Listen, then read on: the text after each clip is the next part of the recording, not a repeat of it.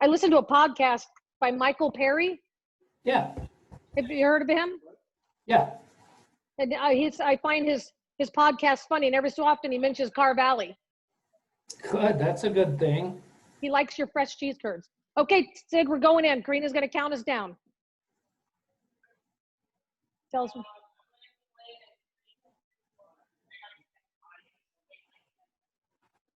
10 seconds.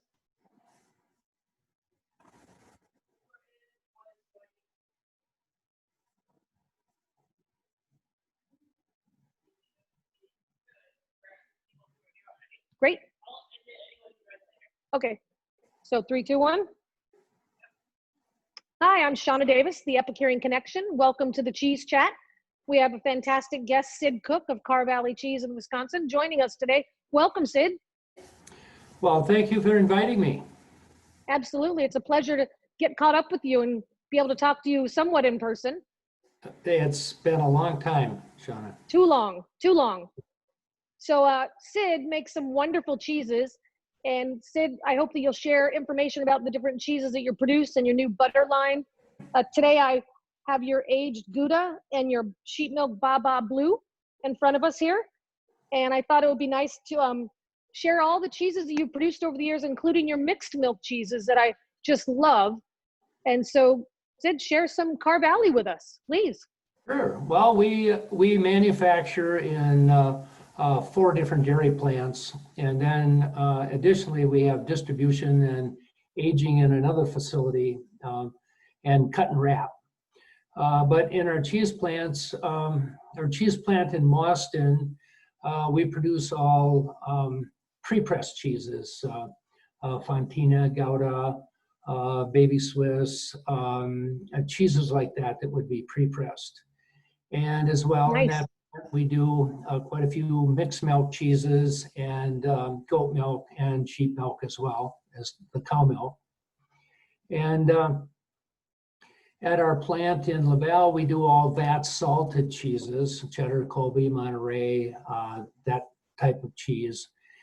In our plant in Fenimore, we do our bread cheese, and as well we do all the packaging of the butter and some blue cheese packaging there as well. And at our plant in Linden, we make nothing but blue cheese, and those cheeses are all dry salted. Okay. At our warehouse and distribution, we have some high-speed cutters. We cut both wheels and block and package them. We do quite a bit of waxing at that facility. And we do aging at that facility as well. We age all of our cheddars there. We age our blue cheeses.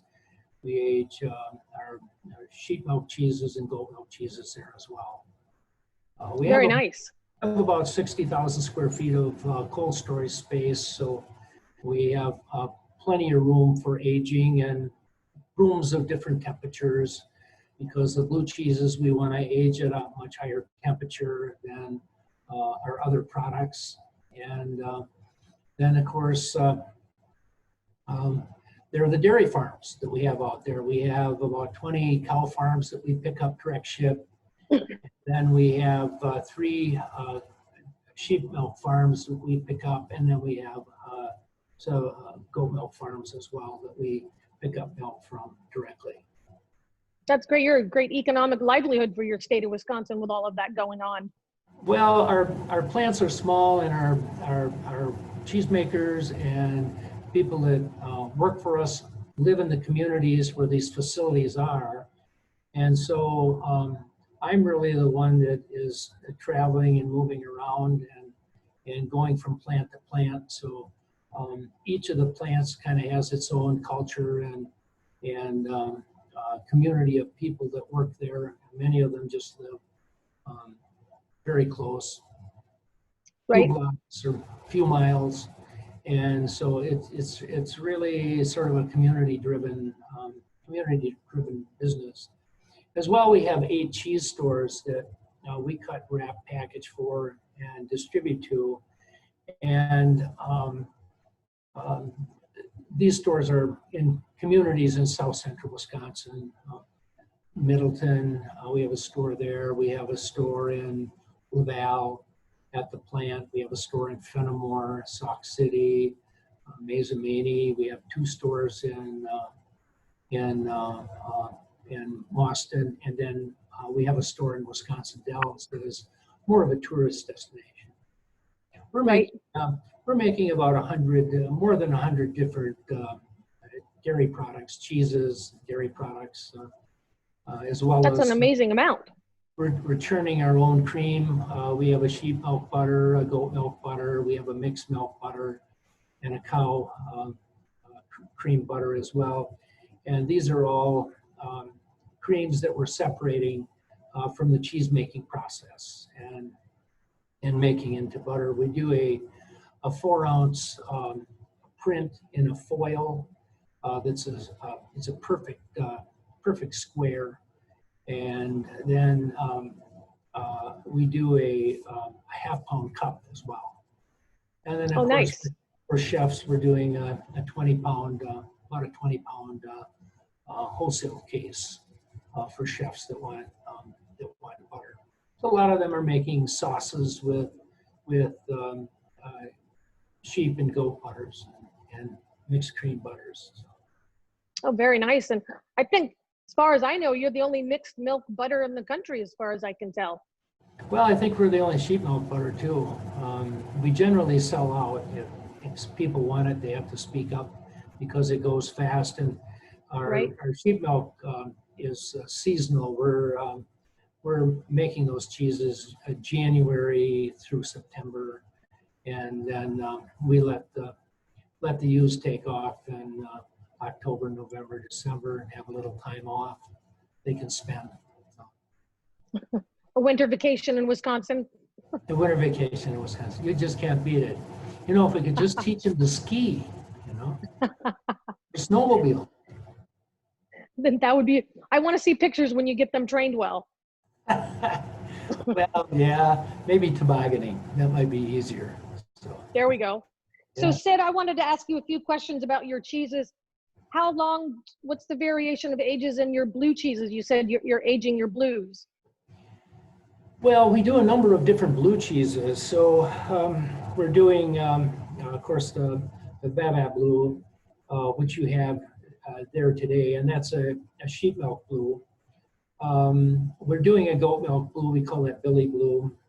As well, we do a cow milk blue with pepperoncini peppers in it, and it's just fantastic. And so you get a nice mushroom note and some heat on the finish. We also make a regular blue and a gourd, and then we're also doing some private label blues for another artisan company out there. We do an artisan blue that we add a substantial amount of cow milk cream to sheep milk, and it's a pretty fantastic. That sounds delicious. It's really fantastic, and some very interesting flavors are coming out. And then we also do a blue cheese for a private label for another company that has juniper berries in. Oh, nice. And so you know, we not only do cheeses on our label, but we do a significant amount of private label business and sell cheeses on other people's labels. That's great. And how about your cheddars? What's the variation in ages for your cheddars? Well, Your youngest to your oldest. Yeah, we sell a lot of cheese curd. I think we're probably the only company that sells Dale cheddar, which is actually pretty fantastic. And then we have cheese curd, Dale cheddar, and we have some people that'll come in and buy the day old. And then we have fresh cheddar, which would be less than 10 days. And then our mild would be about 3 months, 4 months. And our medium is over 6 months, 6 to 8, 9 months, just before the body changes on the cheese and it starts to crumble. So we still want to have a medium that has some nice flexibility and Hmm. elasticity. And then our sharp would be over a year. And then we have, I think we're doing 1 year, 2 year, 3 year, 4 year, and then we start skipping years, 6, 8, 10, 12.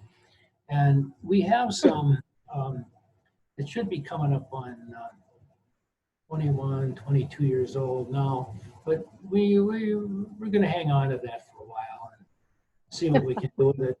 Last time I tried it, it was about 14 years old, and it was fantastic. And so Oh, that's great. we'll just keep going a while, save it for a special event. So You have it tucked away for safety.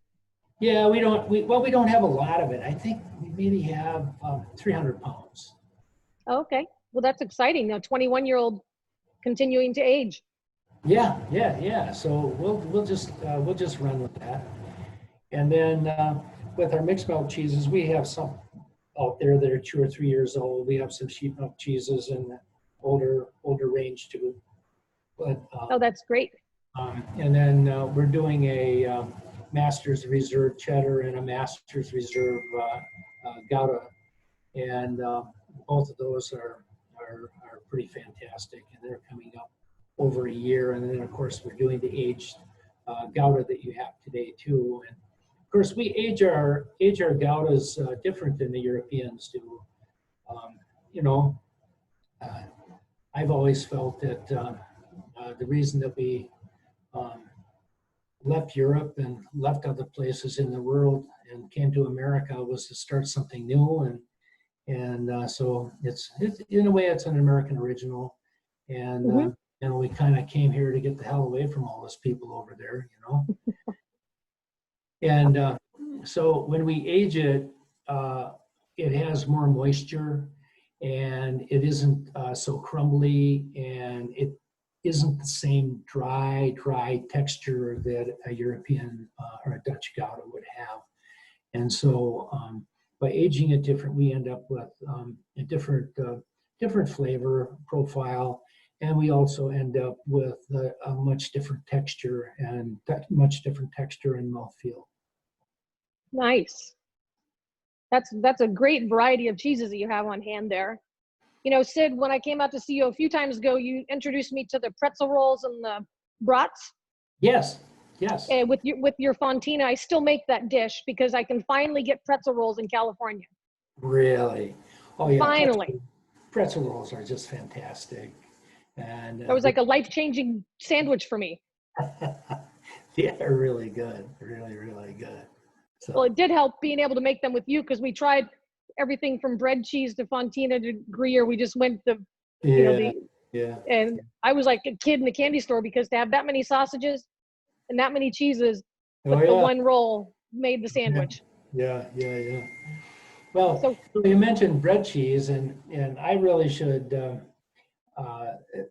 Bread cheese is something that we've been making now for, I'd say, around 15 years, and it's similar to a cheese that they make in Finland, but in Finland they're using reindeer milk and it's unpasteurized, and of course we pasteurize the milk and make it with cow's milk. I think we're up to 8 flavors now. We're doing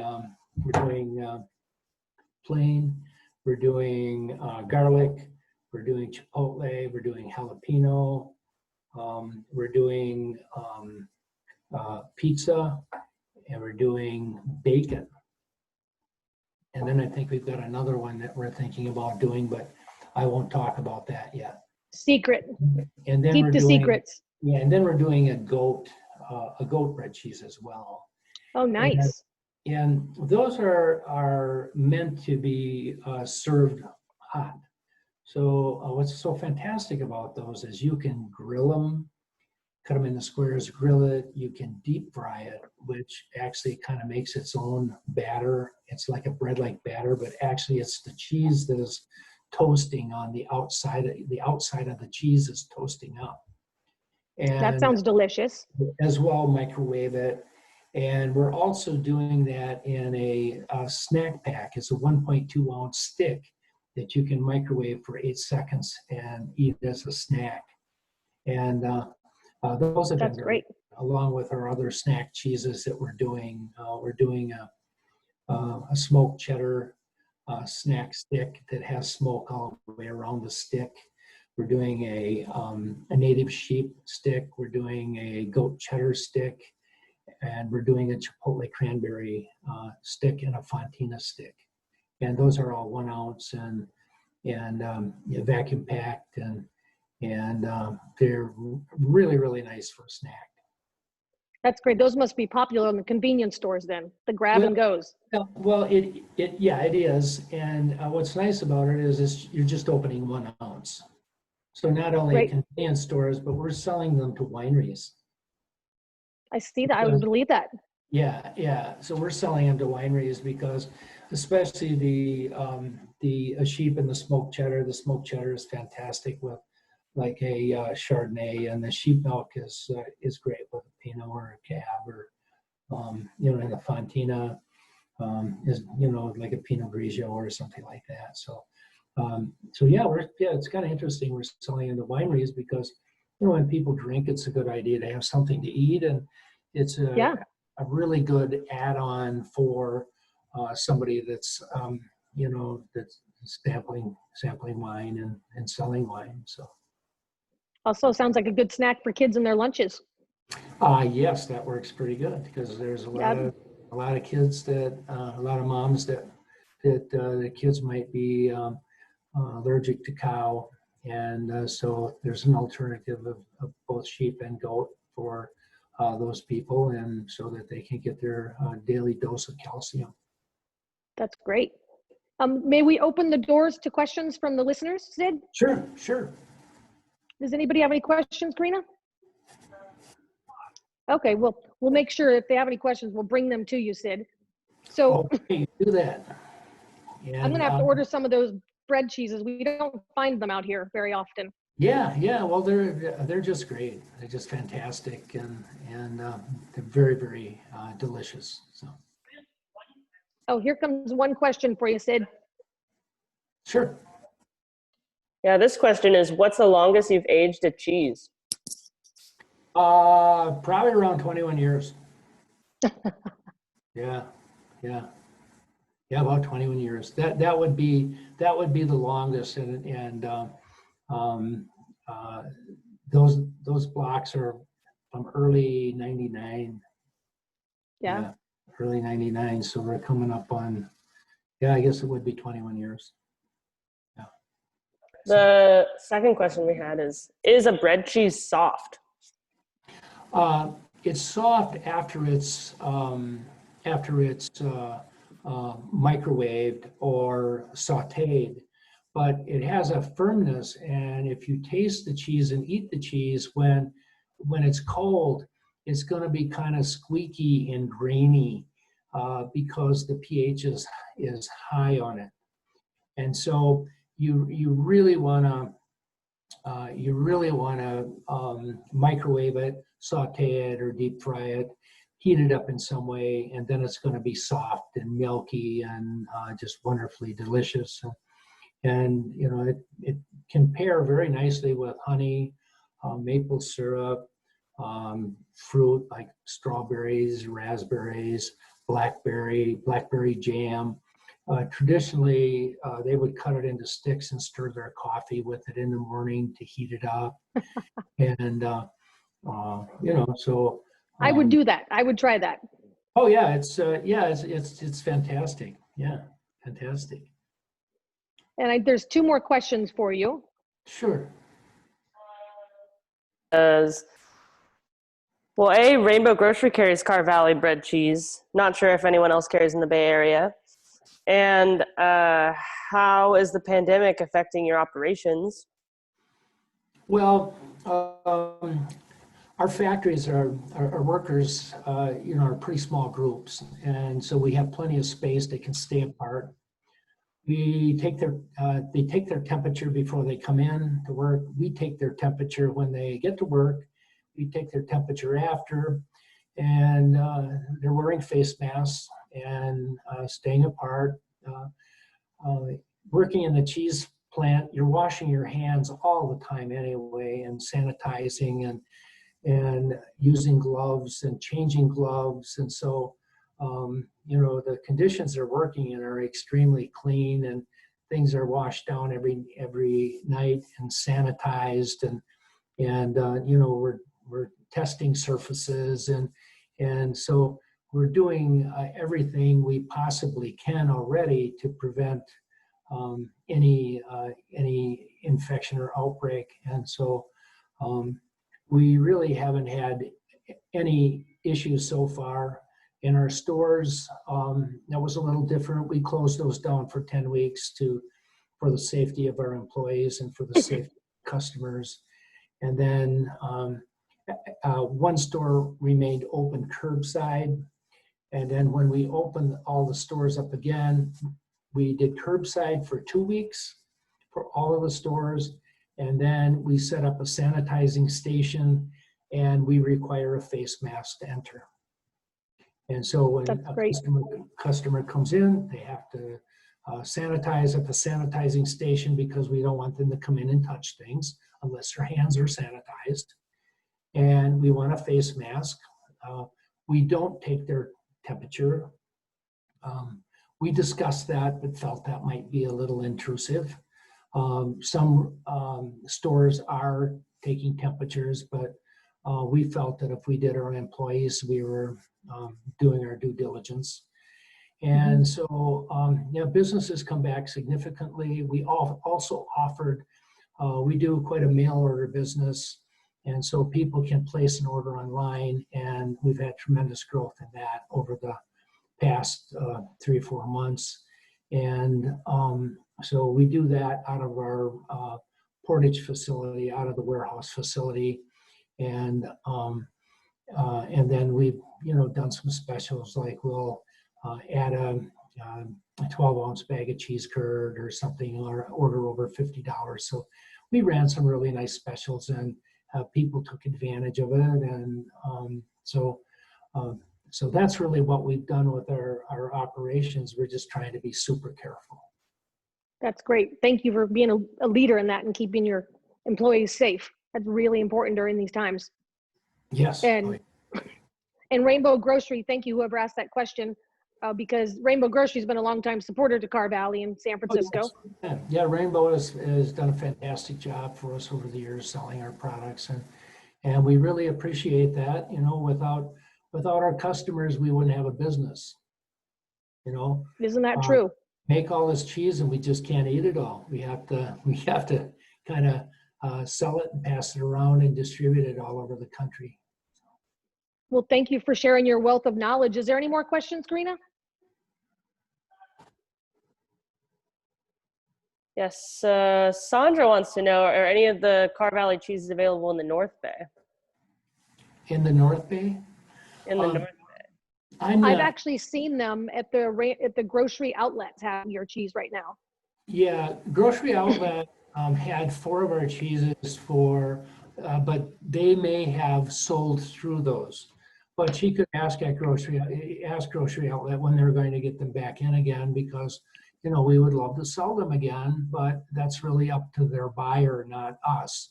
But if she can't get cheeses that she wants, she can order online at carvalleycheese.com. We have a wonderful website, and our prices are quite reasonable. They're Midwest prices. I was just going to say, if you're in California, Sid's prices are going to look really good.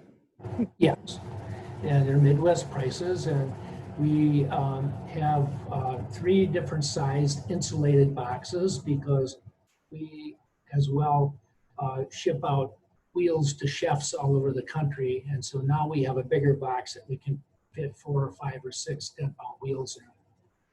And as well, we have a smaller size box for a customer that wants to order 2 or 3 pounds. But anyway, we very fair prices, and that's a possibility. If you can't get it locally, think about that. You can order it online. Absolutely. And if you have a cheese shop, you can ask them for the cheese too. You can ask them if they have Carr Valley. And if you, yeah, and we sell, there are a lot of cheese shops in the country that we ship our product to as well. So we do it all. We have our own stores. Our own retail stores. We have a retail site that we sell directly to consumers. We sell wholesale to restaurants. We sell distributors. And as well, we make cheeses for other companies. That's great. You have a complete package there, Sid. I saw one more question come in, Karina. That's right. Yeah.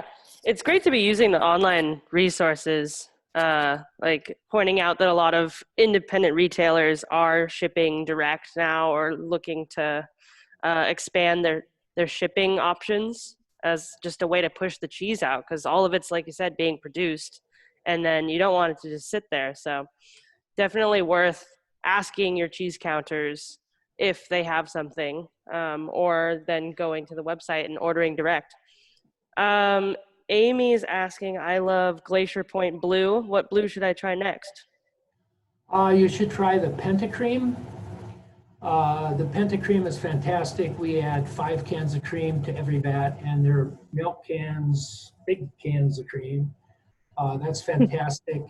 And then the other one I think is really, really good is the Wildfire Blue.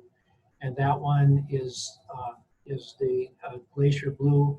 And then we add a pepperoncini to it, which is an Italian hot pepper. And we age it a little longer, so it's really, really a nice cheese.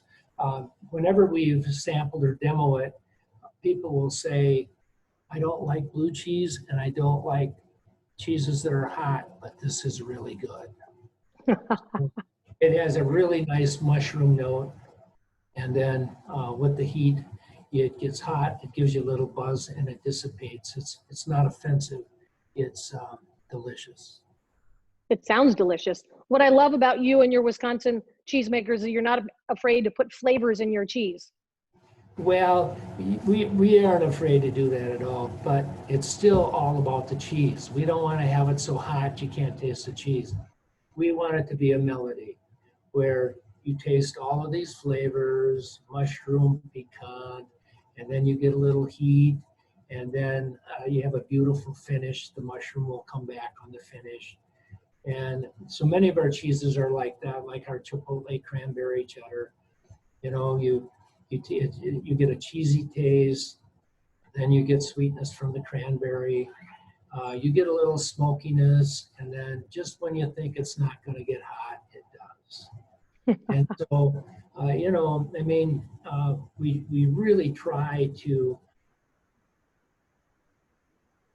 if you think of it in terms of music, so many of our cheeses have exactly that. So. That's a great analysis. It's knowing that you play music. Why would you not incorporate that into your cheese?